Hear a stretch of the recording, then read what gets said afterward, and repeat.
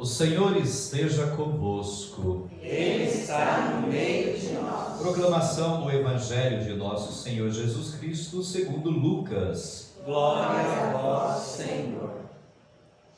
Naquele tempo, um fariseu convidou Jesus para uma refeição em sua casa. Jesus entrou na casa do fariseu e pôs-se à mesa. Certa mulher, conhecida na cidade como pecadora, soube que Jesus estava à mesa na casa do fariseu. Ela trouxe um frasco de alabastro com perfume e, ficando por detrás, chorava aos pés de Jesus. E com as lágrimas começou a banhar-lhe os pés, enxugava-os com os cabelos, cobria-os de beijos e os ungia com perfume. Vendo isso, o fariseu que o havia convidado ficou pensando: se esse homem fosse um profeta, saberia que tipo de mulher está tocando nele, pois é uma pecadora. Jesus disse então ao fariseu: Simão, tenho uma coisa para te dizer. E Simão respondeu: fala, mestre. Certo credor tinha 2 devedores. Um lhe devia 500 moedas de prata, o outro 50. Como não tivessem com que pagar, o homem perdoou os 2. Qual deles o amará mais? Simão respondeu: acho que é aquele ao qual perdoou mais. E Jesus lhe disse: tu julgaste corretamente. Então Jesus virou-se para a mulher e disse a Simão: estás vendo essa mulher? Quando entrei em tua casa, tu não me ofereceste água para lavar os pés. Ela, porém, banhou meus pés com lágrimas e enxugou-os com os cabelos. Tu não me deste um beijo de saudação. Ela, porém, desde que entrei, não parou de beijar meus pés. Tu não derramaste óleo na minha cabeça. Ela, porém, ungiu meus pés com perfume. Por essa razão eu te declaro: os muitos pecados que ela cometeu estão perdoados, porque ela mostrou muito amor. Aquele a quem se perdoa pouco, mostra pouco amor. E Jesus disse à mulher: teus pecados estão perdoados. Então os convidados começaram a pensar: quem é este que até perdoa pecados? Mas Jesus disse à mulher: tua fé te salvou. Vai em paz. Irmãos e irmãs, esta é para nós palavra da salvação. Glória a vós, Senhor. Podem sentar um pouco.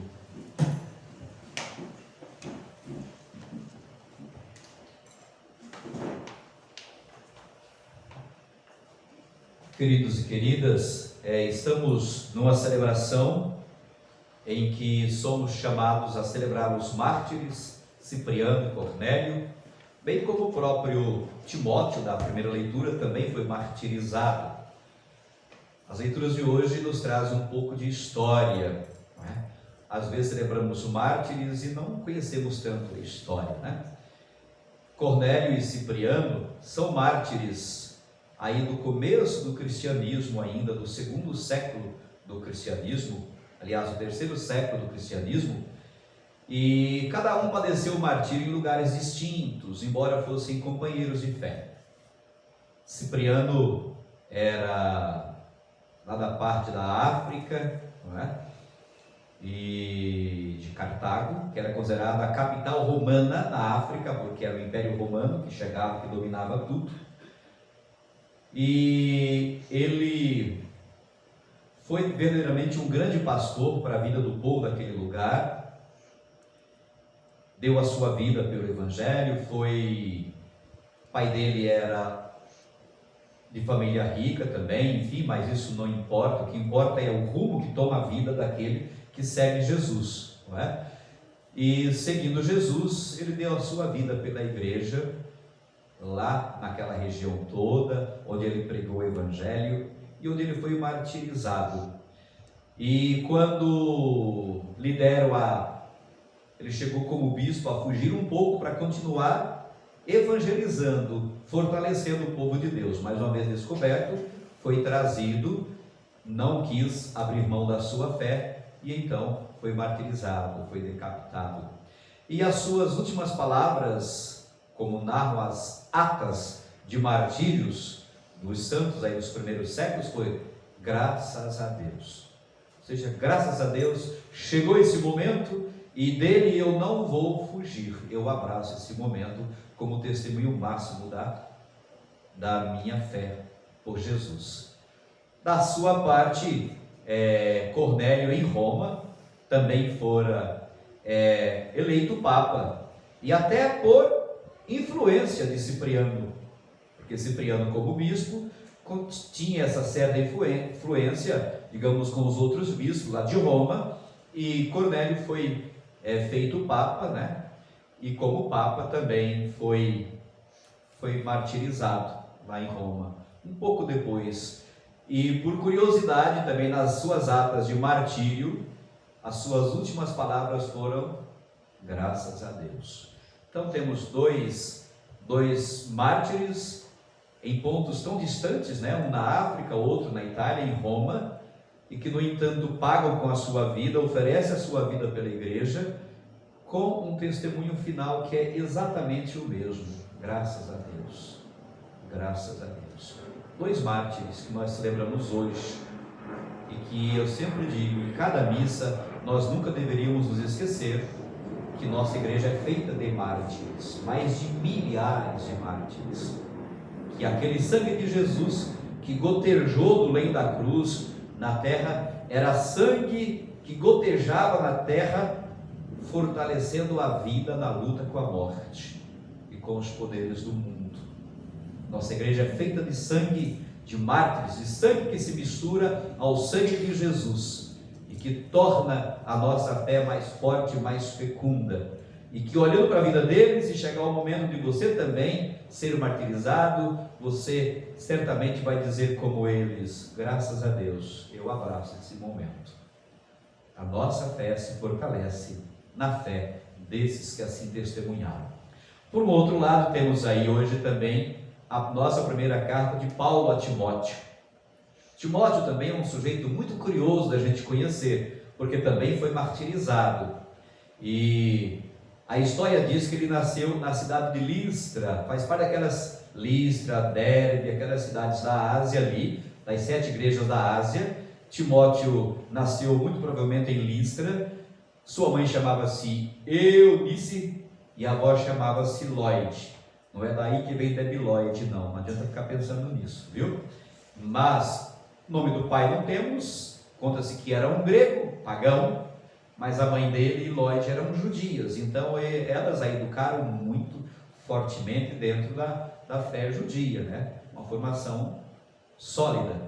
E lá pelos 20 anos, quando Paulo passa em Listra para poder levar o nome de Jesus, ele se converte. Bem, ele, sua mãe, a avó, são depois nomes citados nas cartas que Paulo escreve, inclusive, e a história dá por conta que foi lá por volta dos 20 anos que ele viveu a graça da conversão, e ele torna-se um companheiro de viagens missionárias de Paulo, apóstolo. Tem que ser circuncidado, contra gosto de Paulo, que achava que a circuncisão morria ali, não é? Digamos, com Jesus ressuscitado, não tinha mais outra lei, mas era a lei do amor, a lei do reino de Deus. Porém, Paulo deixa que Timóteo seja circuncidado, porque ele vai ser um pregador do evangelho em muitos lugares onde o judaísmo era muito forte. Então, certamente teria problemas ao saber que ele não era circuncidado, não é? Então, Timóteo se torna esse companheiro de viagem de Paulo, e num certo momento lá, já pelo ano 66, ele é eleito bispo. Vocês veem que Paulo fala que pela imposição das mãos dos anciãos e do próprio Paulo, um colégio presbiteral, como Paulo fala, ele foi eleito bispo, colocado à frente da comunidade. Isso pelo ano 66 do primeiro século.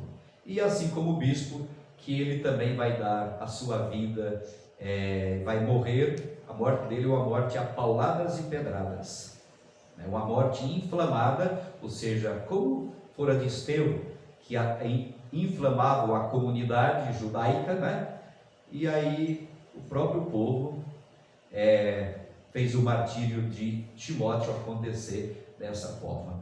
É um pouco dessa história para iluminar também a nossa fé.